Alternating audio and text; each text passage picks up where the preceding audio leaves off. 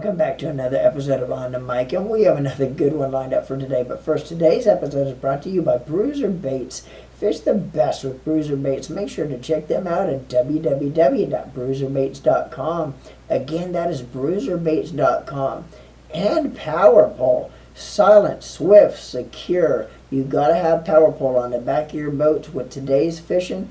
You gotta have a way to be able to fish slow it down in the wind, lock yourself down, and there's a whole lot of other things that Power Pole does to help you be better on the water. So look at Power Pole at www.power/pole.com. Again, that is power/pole.com. And get yourself a Power Pole or two on the back of your boat, and trust me, they will help your fishing out tremendously. Now, let's get right into it. Today's episode, we have joining us on the mic, Bassmaster Elite Series Pro. He is a back-to-back, two-time Angler of the Year. He is the reigning Angler of the Year going into the 2026 season. So without further ado, let's get right into this episode with back-to-back Angler of the Year champion, Chris Johnston. All right, we are on the mic with two-time, back-to-back Bassmaster Elite Series Angler of the Year, Mr. Chris Johnston. What is going on, Chris? How you doing, brother? And how's your off-season going, man? Not bad. I'm just enjoying some downtime. It was busy for about a month and a half, kind of traveling, doing some sponsor obligations, but now I've got some downtime, so running out with the family, going to hockey rinks, and sneaking in the deer hunt whenever I get a chance. That's awesome, man. Yeah, that's awesome, man. So you've been deer hunting. I think you said you were just on your way home from deer hunting, man. How'd that go? And have you got your first deer yet this year? I have not. We're only allowed to shoot one deer a year in Ontario, where I live. Right. So I'm kind of pretty picky. Where I hunt, to be honest, it's probably one of the worst areas in all of Ontario to hunt for deer. So it's not easy going. Probably run like 25, 30 cell cameras across 60 different farms. Maybe only have 4 or 5 shooters on all those cameras. So it's not good hunting around here, but it's putting a lot of work, and it's rewarding when you get a mature buck. Man, that is awesome, dude. I haven't laid my eyes on one of them yet. Well, I'm sure it's just a matter of time, man. It's just a matter of time. I want to go back to the beginning, Chris, man. What was it like growing up in the Johnston household, man, with Len Johnston as your dad? Now, for all of our viewers that don't know, Len Johnston, you're Corey's dad. You know, he's a professional angler in Canada, a very well-known angler in the Canadian bass fishing ranks, dude. What was it like growing up in the house with Len as the fisherman that he was? It was fun. I think we spent every summer. We get 2 months off, end of July or end of June or July, August. We get that off school, and we were very active in sports and stuff. But took most of the summers off so we could go fishing with our dad. We'd be traveling maybe for a week to a tournament in Canada. We could practice with him. So Corey and I'd be right in front of the boat practicing for a tournament with them, or whether it be fun fishing, we were always fighting over who got the stand right beside him in front of the boat. And that's basically how we cut our teeth. We were on the boat almost every day of the summer. And if we weren't doing that, we were probably playing baseball or lacrosse. Yeah. Now, what's the best advice that you ever received from your dad before you turned pro that you kind of was able to carry on into your pro career? What kind of advice? Eliminating water is just as good as finding new water was what he always used to say. But the biggest thing is just work ethic. Put the work in, you're going to get rewarded. Yes. You gotta be putting time on the water, figuring out what bait to work in, figuring out the fish. You can't just show up and expect. Yeah, right. Stuff that worked 3 years ago, it's probably not going to work. So if you don't practice, Yeah, yeah. Um, every angler remembers their first tournament win. And Corey actually is the older brother in your household. And I want to go back, man, to the first time, the first tournament win. You actually got a chance to fish with your dad. And I think you know where I'm going with this. Corey being the older brother, he actually got the call up all the time to fish with your dad in buddy tournaments or team tournaments.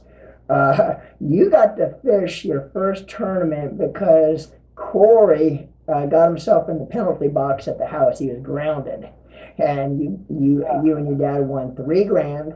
What do you remember about that tournament? And was that tournament you fished with your dad your first one? Was that kind of where the blood started flowing? That kind of told you as a young kid, man, this is what I want to do for the rest of my life. Yeah, so in Canada, almost all the tournaments are team tournaments.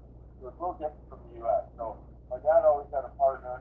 He fished the team tournaments. Corey and I would practice with him. And then when Corey was of age to fish the tournament, my dad started fishing the team tournaments with him. So I was always itching to get the call. Being the younger brother, I felt like I was missing out. And so I always had the drive to want to fish competitively. And another thing to add to it, growing up, I was always very competitive. I played at a pretty high level of hockey and very competitive, traveling around tournaments across Ontario and stuff. And I kind of wanted to get going and fishing. And that's another thing to do with fishing. Even when you're 40 years old, you got competitive drive. But anyway, when I was 11 years old, Corey got grounded the night before the tournament, and I don't even remember what it was for. I think my dad said it was because he didn't want to put the time in to go practicing or something for that tournament. So my dad said, well, you're not fishing it. And I got the call, and I was 11 years old, and we went to a lake about 40 minutes from my house called Crow Lake, and we caught smallmouth all day, and every one of them came on a pop-up. And it was a blast. I still vividly remember catching one of them. It was about a 5-pound smallmouth, biggest one in the tournament, and we ended up winning $3,000. And then it was a battle every tournament to use fish, because I'm like, well, I fished one we won, like, I want to start fishing. Then we had to figure it out from there. So I ended up fishing with a family friend, and Corey fished my dad for a few years. Once Corey got old enough to drive, then me and Corey started fishing tournaments, and my dad kind of stepped back and let us go. Man, that is awesome, dude.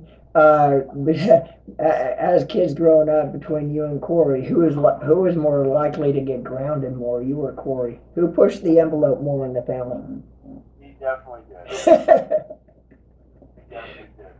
I was more a quiet kid. Yeah, I went by the rules. yeah, I was gonna say, knowing you both for the last couple of years, doing media for Bassmaster, stuff like that, I could kind of see that with your two personalities. I could see that Corey might have been the more envelope pusher as kids. Yeah, that's awesome, man. All right, dude, we got to talk about the last 2 years. Man, 2-time Angler of the Year winner. I'm going to read off some names real quick, Chris. There's only ever been 6 ever to win 2. All right, there's Roland Martin. Now this list, dude, is a list among list of legendary fishermen. We got Roland Martin, Larry Nixon, Gary Klein, the GOAT, KVD, Aaron Martins, and Gerald Swindell. And out of those, there's only ever been 3, besides you now, to win back-to-back, which is Roland, Larry Nixon, and KVD. Man, what does it mean to you to have your name mentioned amongst those legends? And, what's the emotions like when you hear that? To be honest, I'm kind of at a loss for words. I never thought that would happen. I still don't even know how to explain it. It's pretty gratifying, but now I still don't feel like the work's done. It just makes you want to go harder and win more and try and get a third one. Yeah. Yeah, that list to me is incredible. Just to mention among those anglers. Did Polnick win too? Yeah, you know what? Yes, he did. Yes, he did.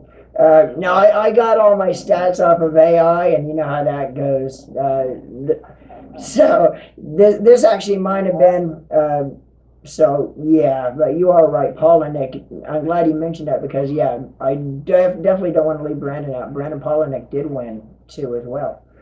Yeah, he's basically a Hall of Famer already. Yeah. Anyway, it's still it's an incredible feat. Yeah. I was never expecting to win one, let alone two back to back. That's kind of mind blowing to win two back to back.